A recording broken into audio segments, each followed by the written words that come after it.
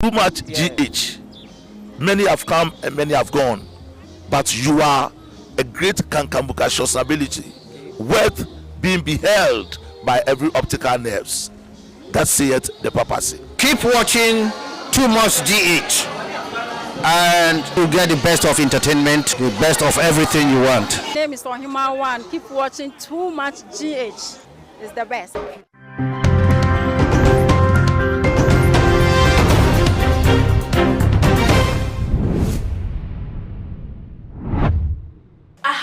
Too much GH. Ghana wahala jumedie ena ebre aso se munuaba ekwesi kapa mede ebebe somo nyamisha mo se dane da munya ebre eji edwatie ensem ayede ebebegu eye yapono esum na ene de abrantia ne din edi Ibram1 wode ensem bi ababa wetu edwa Ghana fo binum eye dwen ho atese yente Asie na wochiremu a ye papa honorable Kennedy Ejapom enyoma ekoso de ekoso na brabom no enya de se even spiritual leader krampo no ebetimi esi de ebetimi ato no ano de biara eda na ebusuafom yenim se Ibram1 obi a chese wone honorable Kennedy Ejapom de ba no se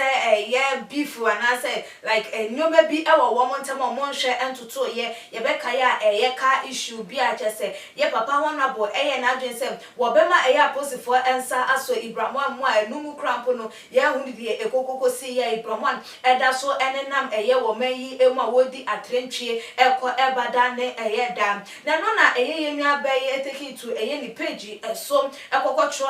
ensem bi ede efa MP for Asen Central ye honorable Kennedy Ejapom honorable for say enode nsem no etu eja influential person on earth. He can choose to bribe and escape everything, but this one can't be abolished by anyone. What is coming his way cannot be stopped.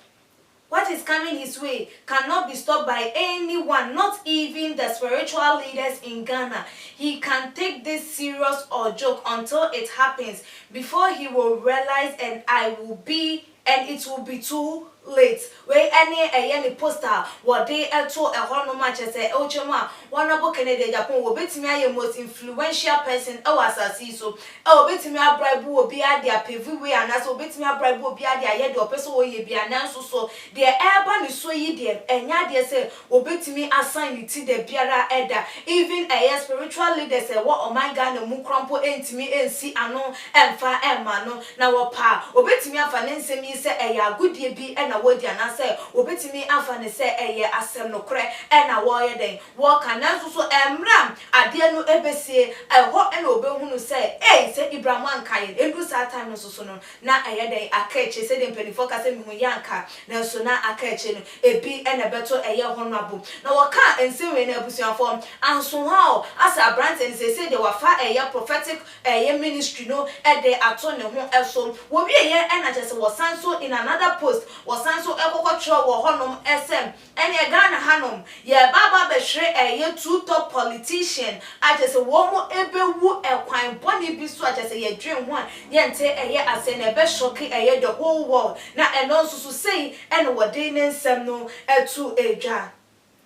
Two top politicians will die mysteriously. It will shock the whole world. After that, some fake pastors will be exposed. Those who have hand in our late President Mills and late journalist Ameswali would expose #Ibram1. We ending in some was so eka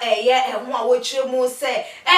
empenifomie no akuku dan bi baba behwere wo mokra wo mai ma chese Ghana hanum yasa fa na nyina beye wo bia enwanwa na enum na ebema asofo fake ones so no wo mo so no ye be expose wo mo binom be baba bekeka wo mo ensensa boni esidi bia be baba ye na so eno ebema Ghana fo ehun edifo atrofo na ebiemo ensuso ne ye be hunu wo mo na wo mo tai mampanyi dada wanya ne ba bi ekro Professor John Evans Fifi Atamos any ebiemo susu journalist Ameswali ni wonu ni nyina no ye be hunu wo mo na wo mo den etai echim na no na Ghana fo bi no say adabi abusuafo abranti ni nsem a wo kan yɛmfa no watrasa anasa yɛma yɛni enda ho ɛyɛ ntrane a wɔbɔ Oshe Kennedy Day, a honorable Kennedy Japan Day, a walking, any day since it was Sunday to a year. Does it mean, say, the echoes will winning BB?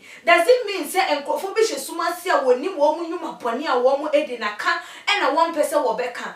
all because maybe I are bonano, and I say BB and T. And then crown a echoes war or may you more than that will be above, not just a word the air abebu or babu ebe, no, they are 200 no way at the com, or mubaba, no mababa can woman some, no macano, a proverb way, would you one when you're one tears here, will be honest or better and some no assay at the affirm. A day and I echoes war my gun and we, and a bottle back painting yet me yasun Driana. A bottle back painting was a shrinky pair what we are self and son and Obetia so I bet Naswana. Now who couldn't pin in us and I bet Napunya so wine and a baby do it. I yaw a yaw him you and now I you drone and answer why the Wakato said one more wushy a year or more wushy and ye. Eh, and to a man Ghana, yet 3 more soon, sir.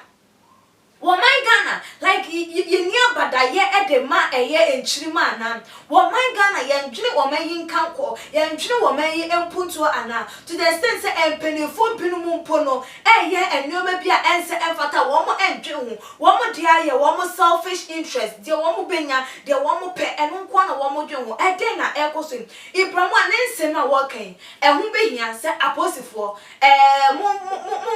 Moon, Nanny and to Yebi, some mobile chicken and no uncommon, Nanny and you would name ever dear echoes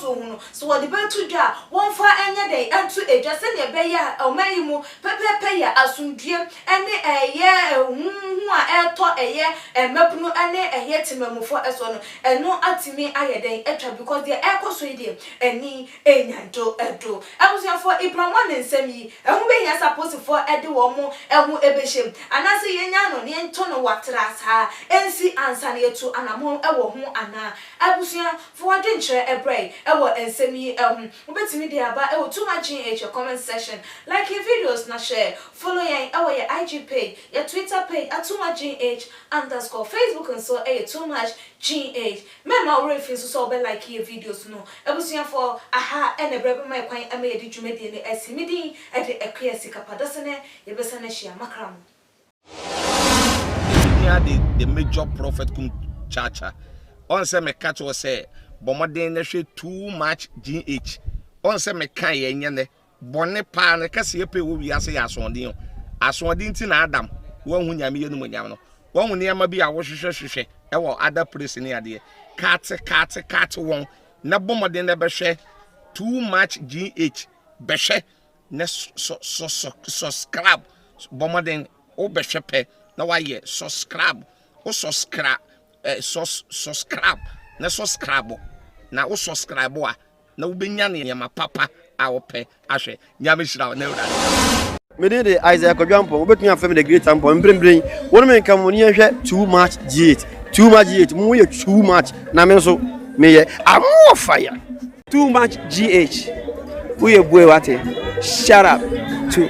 your fans and everybody who is watching too much GH.